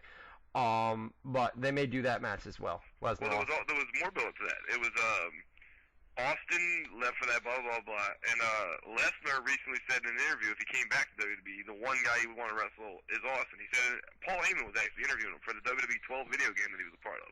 Right. And he said he would come back for the Austin match. Austin on I think it was his DVD. He did like a question and answer segment on his new DVD, which you gotta watch, by the way, because I know you're an Austin fan, and the DVD is fucking great. It's called like That's the Bottom Line, because Stone Cold said so or something. Right. Amazing. But on the DVD extras, he answers questions off his Twitter, and somebody said if he did come back for one more match, who would it be against? And he said Lesnar or CM Punk. Okay. And so clearly both guys want the Lesnar-Austin match. It never happened, so it would be money. Anybody Austin fights would be money. Anybody Lesnar fights would be money. Those two guys both coming back against each other would be huge money. Now look, NWO Masturbation. Go to Facebook.com/RyanClarkWZR. Facebook.com/RyanClarkWZR. All right, it's up there right now. NWO Masturbation. We were just talking about NWO Five Knuckle Shuffle. NWO Five Knuckle Shuffle, no doubt. You know what? I went out there in the commercial break, and I got my sister's boyfriend out there, and he says, You didn't know what a Five Knuckle Shuffle was? I said, no, I had no idea. I said, do you know what it was? And he said, yeah. So, I told you, everybody knows that, dude. Come on. But anyways, look at the photo up on my face. I know you can't, Boone, but look at this photo. And I look at. You could send it to me on AOL, by the way. Oh, that's right. Hold on a minute. There we go. All right. No, that's not gonna work. What do you mean? Oh, that's. A link. You could send me the picture on AOL. Oh, that's right. I'm trying to click it anyway. Yeah, that didn't work. Oh wait, there it is. No shit. You got it up? You can see Lesnar looks all dejected. Overeem looks happy. There's a. Yeah. All right. Now look at Overeem. He's got like a 12-pack, right? I mean, look at him, dude. He is a monster. All right. And then I go over to Brock Lesnar, and I see like. Good point. I see like a fat belly, dude, and it's like I know Lesnar's never. I mean, has Lesnar ever had a body where he's had like a 12-pack? I think when he was in WWE, he has. So what? Has. And here's the problem. He had diverticulitis. Right. Twice. Almost died. If you look at the promos for the WWE 12 video game, he was about 50 pounds lighter in those promos. So he lost all the weight during this bout with diverticulitis. Somehow he put it all back on, and clearly with the photo you're showing, he didn't put it on the proper way. That's a lot of fat, not muscle. That's a lot of fat, man. And I feel like, you know, we know how the fight ended, right? It was basically knees to the body. It was a body kick, really, that started it. It was a body kick that started it, and then there were some knees in there as well, and Lesnar just couldn't take those knees. And I'm thinking, if Lesnar had like a 12-pack, he's got more solid. It's going to be more solid there where, you know what I'm saying, dude? Where right now it looks like a big bubble of fat, to be honest with you. It's clearly fat. Hold on one second. What's that? Listen, it just looks like Lesnar came in out of shape, and I know that he had the disease and everything else, and he's been through a ton of stuff recently, but it just looked to me like he was out of shape, and we know, I mean, the dude can't take a punch to the face, and he couldn't handle the body shots, and I'm thinking maybe if he had a 12-pack or an 8-pack or a 6-pack or something down there, he would have been able to take those shots better than what he did at UFC 141. So, well, I mean, there's that issue, but I think he just doesn't like getting hit, so I think no matter what shape he's in, he's going to cower away, and it seemed like the way he did the interview afterwards that he knew he was done. He was retiring. He was out. He was just finishing up. Like a pre-planned promo or something. Yeah, like he knew it was. Like he knew he was quitting. So like he didn't even it's almost like he didn't even try to win almost. Yeah, and here's the thing with there were a lot of WWE rumors. Brock's going to sign with WWE, and we put this out on the website, but people still didn't want to believe. Brock is under contract with UFC. All right. Obviously, what needs to happen is Vince McMahon and Dana White are going to have to sit down at some point and try to reach some sort of deal where Vince can get Brock out of his contract. And it's not going to be. He'll have to buy it out, most likely. Yeah, it's not going to be an easy negotiation. Do you know how long Lesnar's contract is for, or no? No, I don't, but I assume it's a good long-term deal. Dana White's a good businessman. He would probably tie Brock up for a good while, just in case of the big MMA upstart happened like Elite XC and they tried throwing $1 million trillion at him to steal. I mean, and listen, for the people that were saying Brock Lesnar's going to show up on Raw last night, I mean, the fight happened on Friday. Contracts don't happen overnight, especially a contract with Brock Lesnar, WWE, Dana White. There is going to be a lot of negotiating, and you're going to hear reports about it in the coming weeks. But it doesn't happen in 1 or 2 days where Brock is just going to jump over to WWE, especially after losing a fight. The dude's not going to show up 2 days later on Monday Night Raw. They're going to let things cool down. I mean, don't be stupid. Basically what I'm saying is don't be stupid. Of course it wasn't going to be Brock Lesnar last night. Let's not be dumb. You know what I mean? I can't believe people really thought that. Like, what fucking retard really thought Brock Lesnar was 2 days after his fight was going to show up on the WWE, and they had been promoting it for weeks in advance. So all along they knew it was Brock Lesnar. You know what I mean? Like, really? No, I mean, come on. What if he really got his ass kicked in the fight? There's no way he could show up on January 2nd. And that's the thing. It's entertaining, man. No matter how many times we put Chris Jericho is going to return to WWE on the websites, people just, I mean, a lot of people did. I mean, before Jericho came out last night, there were Jericho or Y2J chants. Y2J, yeah, and signs and chants. Right, so a lot of people did, take notice that when we reported it was Jericho, they said, all right, it's Jericho. But a lot of other people just refused to believe, no, it's not Jericho, it's got to be somebody else, it's got to be this, it's got to be that. I mean, you know what I mean? And I can understand thinking The Undertaker, because the way the video of course, anybody other than that, it was clearly Jericho. If the fucking notebook said Chris on it, what are we talking about? Yeah, it's crazy. I mean, to watch people speculate, and it happens every single time there's a mystery video. I mean, it happened last time with Sting. Everybody. Well, what shocks me is, like, he'll come out with a tweet that says, I'm never coming back, blah, blah, blah, deal with it, and people believe that. Like, they're like, well, he said he's not coming back. So what? He always says that. What are you talking about? He's done this before, man. There were rumors a couple years ago that he was going to join TNA. So on ChrisJericho.com, he put up a big, TNA logo. TNA logo, yeah. You know what I mean? And just take this, let this be a lesson learned. I mean, you saw the photos that he posted yesterday. I mean, he flat out lied. Why did he do it? To sell a storyline, obviously. You know what I mean? Right, to throw people off and to sell a storyline, and it's a smart move, but when it's all said and done, you look like a big fat liar, but he's done it before, and people still go back to believe in what he says. He's done it numerous times before, and people just, whatever Jericho says, we're going to believe Jericho over the dirt sheets. It's the gospel truth for some reason. Figure it out. I have no idea. Jericho over the dirt sheets. Just remember this. Dirt sheets over Jericho next time this happens. You know what I'm saying, dude? The dirt sheets aren't as dirty as you think. We kind of know what we're talking about. Well, and not only that, but listen, a lot of wrestlers, they take shots at the dirt sheets, and people they don't like that we expose shit they don't want known. That's the only beef they have.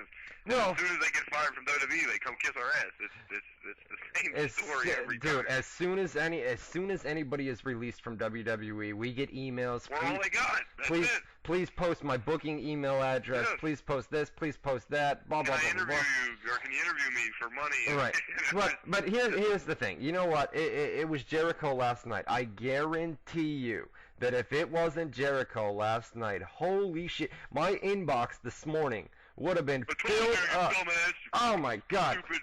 My inbox would have been filled up from top to bottom, man, of people that just claim the dirt sheets suck. We're always wrong, this, that, and the other thing. But Jericho shows up last night, and you don't hear one thing. Oh, the dirt sheets were right on this one, or you know what I mean? Get out of here, dude. But I would have taken so much flack this morning if it wasn't for Jericho. I was actually praying last night. I'm saying, please be Jericho, dude, because if it's not Jericho, I know what's about to happen. My inbox is... There was some questions on my part too, like when the whole airport photo come out and he downed it and this, that, and the other thing. I'm like, is it really not him? Like, I could swear it's so clearly, obviously Jericho. Why would? All right, and then I wasn't completely positive. No, listen. Nair BK8302 in the chat room. He says, "What about the 3 douchebags bitching you out on ProWrestlingScoops.com?" Let me tell you something. I went in there after Raw last night and I saw the comments. I have to pre-approve the comments before I posted them. I pre-approved all of them, and they shit all over me last night. How much we suck, how much Pro Wrestling Scoops suck, how much Ryan Clark sucked. Listen, if that's how you feel, so be it. As long as you don't start, fuck you, fuck this, fuck blah, blah, blah, you know what I mean? Whatever. I approved them. I approved the comments that went through last night. I mean, you can say what you want. You know what I mean? People, and not only that, but I was reading comments on another website last night that I report for, and they're just hating on me. And I'm thinking, what the fuck did I do to deserve all this hate? You know what I mean? But whatever. You know what I mean? If people... Me and you are it's funny. We're two people. It used to be me and, if you remember the guy, Fred Cook. Before you, because we kind of got big quicker. You got big right after we got big. Like, right. Literally right after. Right. But it used to be me and Fred Cook. Other reporters would take shots at us. Wrestlers would take shots at us. Promoters would take shots at us. Right. And then it stopped being Boone and Cook, and it started being Boone and Clark. Yeah. Because they used to do, they would like think they're being creative. They would say like, oh, we won't give him any promotion, but we'll just call him Goon and Cook. Right. And like that was Boone and Cook, and then there was and there's Baboon and the Dog Bark or something like just weird fucking ways of getting around our names and shit. Right. Clearly, when they're talking about Boone and Clark, like people hate us. I don't fucking know why, and I really don't give a shit. No, my paycheck's the same. You tell me whatever you want. That's exactly where I'm going, bro. That's exactly where I'm going. The people that bash me, bash you, bash the website, how much we suck, this and that. The comments go through. I see them. I read some of them. You know what I mean? So be it. If that's how you feel, that's how you feel. But I guarantee you, no matter how much we suck, blah blah blah blah blah, you're gonna come back tomorrow. We're still gonna get the same job. Like, hey, if you don't like the website, you're gonna go somewhere else. The next person is gonna come and say, "Wow, I found a cool website." You know what I mean, that's dude? The beautiful thing when you get like you'll get a lot of them. Repeat people that bitch, complain, and tell you how much you suck over and over and over again, but yet they're clearly still coming to your website every day. Right, so what are they really bitching about? Like, if you don't like this place, why the fuck do you keep coming here every day to tell me you don't like it? Like, and why are you commenting? Why are you guys? It's haters, you know what I mean? They're gonna be there wherever you are, whatever profession you're in. You know, TMZ. You read all the comments, how much TMZ sucks, and they're always wrong. Blah blah blah. I love TMZ, you know what I mean? But I don't take the time to comment, and it's. Listen, man, it's you ignore it. You learn to ignore it. You know what I mean? I could go on forums and everything else, and there would be so much hatred towards me. Oh my God! There's. Right. I'm sure your Facebook's a good example of what it would be like to go on a forum. But your fans, really. Like, man, pretty much everybody on Facebook is really cool, man. Everybody on Facebook.com/Ryan Clark WZR. You know what I mean? But whatever, man. I mean, people they have to say they're your friend. So if they're all right, no. If they're talking shit about you, they're not your friend. Why would they add you as a friend? People in the chat room say ignore the haters, and you got it best. That's exactly what you do. You just ignore them because you know they're going to come back. And well, you can. There's two ways you can do it. You can ignore the haters. Are you cutting me off?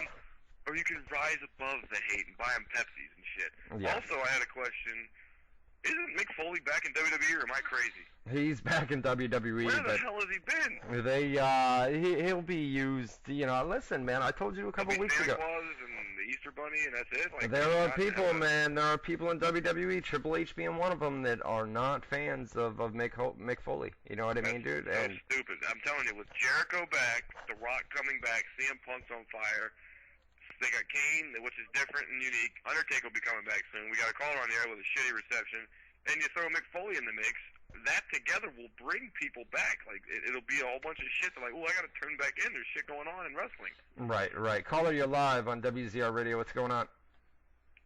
Hey, I was wondering what you guys think about WrestleMania, and I was trying to put together like a possible card today.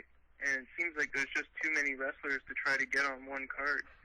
Well, And, do you guys have any ideas of like matchups other than the obvious ones like Taker and Taker Triple H and The Rock Cena and all that?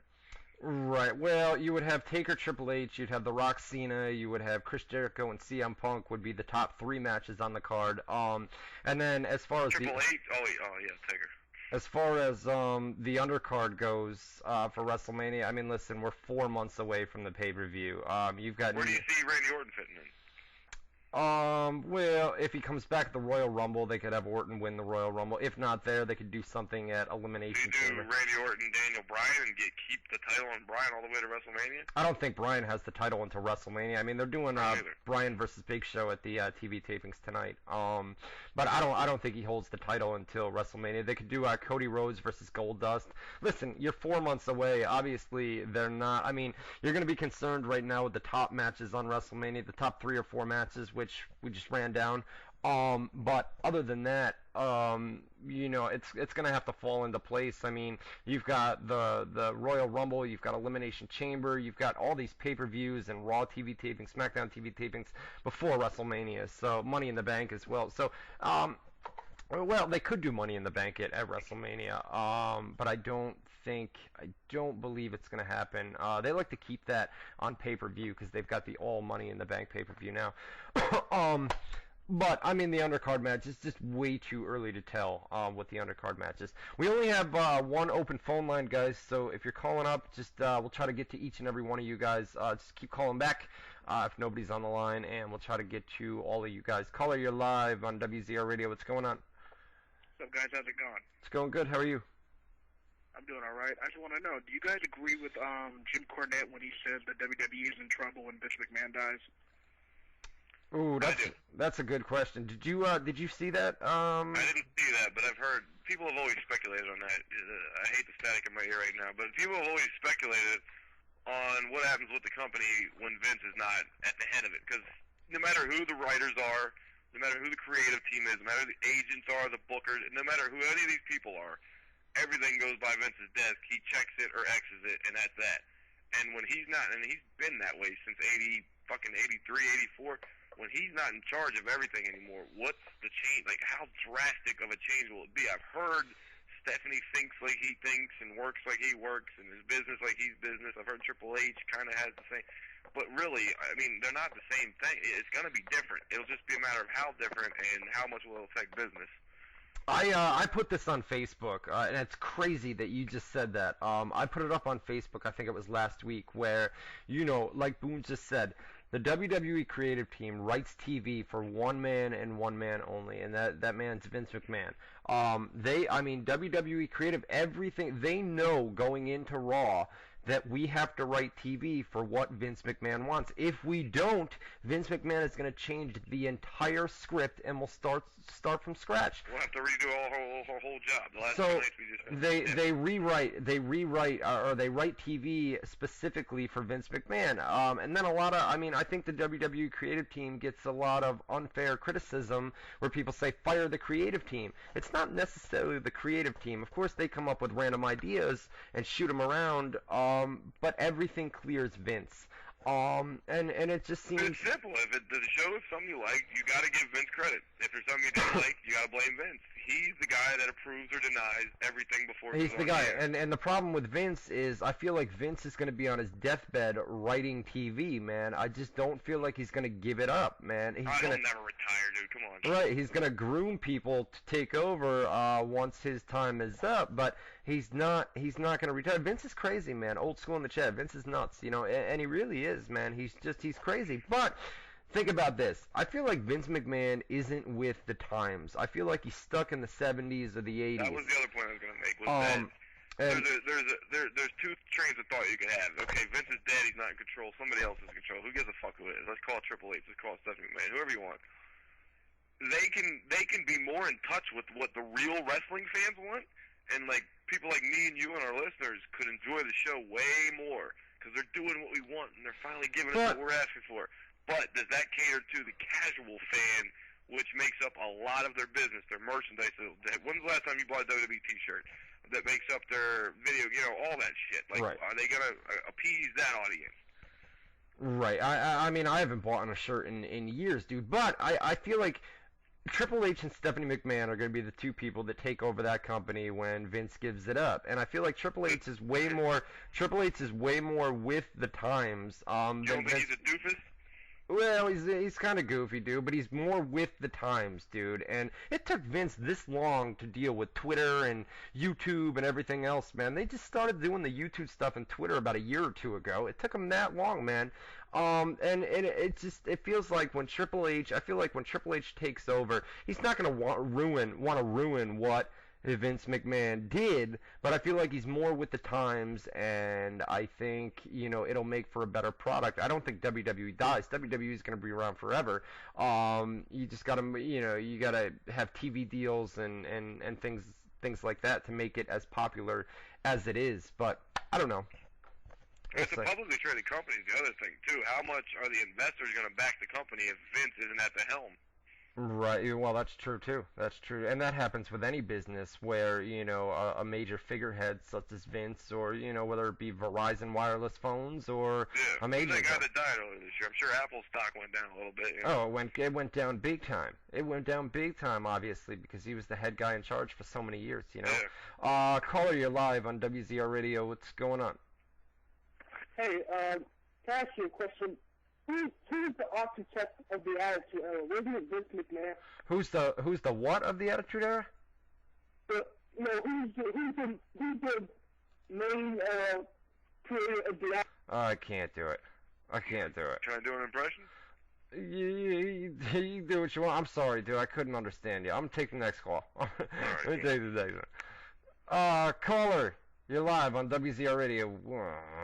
What happened? You get nervous or what happened? 518-712-3070. 518-712-3070. Give us a call right now. We've got open phone lines, and we'll go from there. How many people are in the chat? 91 people in the chat tonight, man. That's crazy. Crazy. It's a lot of people. Caller, you're live on WZR Radio. What's going on? Hey now, unknown phone number. You're live. Hello. No, go on. Peace out. Callie, it's been a couple weeks. Oh no, Callie hung up too. What's going on here? 518-712-3070. I got Jackie, but Jackie, call back in a couple minutes. I like to. Jackie goes on last. You know what I'm saying, dude? You're cutting out on me. I can't hear you too good. All right, whatever. Call Callie. What's going on, man? Hey, what's up, you guys? I'm turning this off. Listen, I seen an Overeem fight in Lesnar, and I remember Boone, I'm sorry, I hate to pronounce your name. He said Boone? But I remember I asked him, who do you have winning the fight? And he said Overeem. I'm like, who the hell is this Overeem? He looked like he was tall and skinny and dressed like a big bully. I thought Overeem was going to get his ass whooped. But, I mean, them knees, it was like he didn't hit him that hard, but he hit him like one knee. He was like, oh, and the rest was back out like he's hurt. And then he gave him that K1 kick to the side of the gut, and that was it. He fell down. He didn't hit him that hard with them punches, but he punched him. He was blocking the punches. He threw the punches, and the referee said at the end of the fight, I was in shock. But, Bray went for Overeem. Well, here's my question to you, Callie. Have you ever boxed or sparred with any of your friends? Have you ever been hit in the body really hard? No. I mean, it takes the life out of you. It's your off button. You get hit in the body real hard, kidney, liver, ribs. It shuts your whole system down. Callie Boone will tell you all about that. I fucked him up more times than what I can count on. I remember the opposite, but anyways, you hit somebody in the body really good, and it just shuts the whole. The computer gets turned off. That's it. Yeah. That's why that kick took him down with that kick. It was like a KO kick. So at that point, he's in survival mode. He's just covering up, and he's not defending himself, and the referee's job is, if you're not intelligently defending himself, you got to stop the fight. So that's why they stopped it. But yeah, he was not faking hurt. He was hurt. Oh, okay. That makes sense. And the question, I know Dana White said that one time on YouTube, said that him and Vince McMahon went out for brunch, and he said he's a great businessman or something. They had brunch. But does TNA have any way of getting Brock any chance, or is that kind of automatic? No, they can't afford Brock. Yeah, they're not. Brock's not coming to TNA. The schedule would work better for him because he would only have to go to Florida and only once a week or whatever. But there's no way they can afford him. I don't think so, at least. I mean, they might shock us, Panda Energy and Dixie, and then they might throw the bread out. Who knows? I don't think so, though. Brock's not going to TNA, man. Brock's not going to TNA. Caller, you're live on WZR Radio. What's up? Who was the mastermind between the Attitude Era? Was it Vince? Who was the mastermind of the Attitude Era? Was it Vince? A lot of people say Vince Russo, but that's bullshit. The mastermind of the Attitude Era was the emergence of Stone Cold Steve Austin and The Rock. That's it, and DX. It really was. I mean, those were the three. And Foley. Throw Foley in there. Foley as well. I think he's talking more along, creative lines. But I think a lot of the attitude stuff was just letting the guys be themselves. It wasn't really any writer telling The Rock to go out and be The Rock. There wasn't any writer telling Austin to go out and be. They put him in the right situations. They give Austin a beer truck and they say, "Here, go out and spray the guy with beer." That plays into what he's already doing. But he caught fire and they just went with it. You know what I mean? It wasn't like nobody made up this Stone Cold Steve. He came up with it himself. Right. They gave him the ringmaster. That wasn't doing shit. Well, that was at the King of the Ring. You know what I mean? Where yeah, it's very famous. He says nobody gave him permission to do that Austin 316 line. He just did it. Right. And it fucking caught on. It really did. I mean, look where he is now, man. It was crazy, and that was that was back in the Attitude Era. And Mick Foley on the Legends of Wrestling, that WWE 24/7 Classics on Demand, he tells the story that they had. I forget the guy's name, but it's the guy that works in WWE's office, and he's in charge of merchandise. And he was telling Mick Foley, "We're going to do this mask for you, this T-shirt." And he's telling, this other guy, Mark Merrow, "You got these T-shirts." And he said, Stone Cold walked up and said, "How about a T-shirt for Stone Cold?" And he said, "I'm sorry, Austin. The marketing department doesn't see any marketing potential in you." And then Austin goes and becomes the biggest marketing fucking whiz in the history of wrestling. Sold more merchandise than anybody ever. Right, so, right. He caught on himself. Nobody gave him that. Caller, you're live on WZR Radio. What's going on? Not much. I just have a quick question about the whole Chris Jericho debacle last night on Raw. Sure. Is this Wendy? No. Oh, okay. All right. My bad. Continue on. Okay. Yeah, not a problem. Okay. They introduced him, which really fooled nobody. It was going to be him. But when he got out there, he didn't say anything. All he did, he basically acted like a goof for the last 20 minutes. What was he supposed to do? Well, we went over this already. By the way, is that a guy or an old woman? I don't know. No, Secondly, stop, phone. She's still on. She's still on here, man. Is she still on? I was gonna keep her on. I mean, we went over the whole damn thing earlier. I mean, he was clearly getting the crowd to realize that he's a bad guy. That was what he was doing. He was over the top, cheesy, like you said, goof. He was being a goof to get the fans to realize, like, I'm not a good guy. I'm a heel. Right. That's what. And listen, it's got to play out. You can't do everything. I've said this a couple times during this show. You can't do everything on one night. You've got to spread it out over the course of time. Last night you had its return, and Raw ended last night, and you were thinking, what the hell did Chris Jericho just do? What was that all about? And that's going to get people, hopefully, to tune back in next Monday night. And not only that, but you don't have football on Monday nights anymore. We're into the playoffs now. So hopefully people tune back in next Monday night, and they figure out why Chris Jericho was there. And that's where you do the promo. At that point, you don't give everything away on one night. So it's a slow build, and they leave you guessing. I mean, like she just said. I mean, what was the point of Chris Jericho on Raw last night? What happened? Well, tune in next week to find out. And we'll they call it a hook. They call it a hook. That's a hook, you know. Cliffhanger. Caller, you're live on WZR Radio. What's going on? Hey, what's going on, guys? What's going on, man? Nothing much. This is Grindhard 2010 from the chat. I was also at the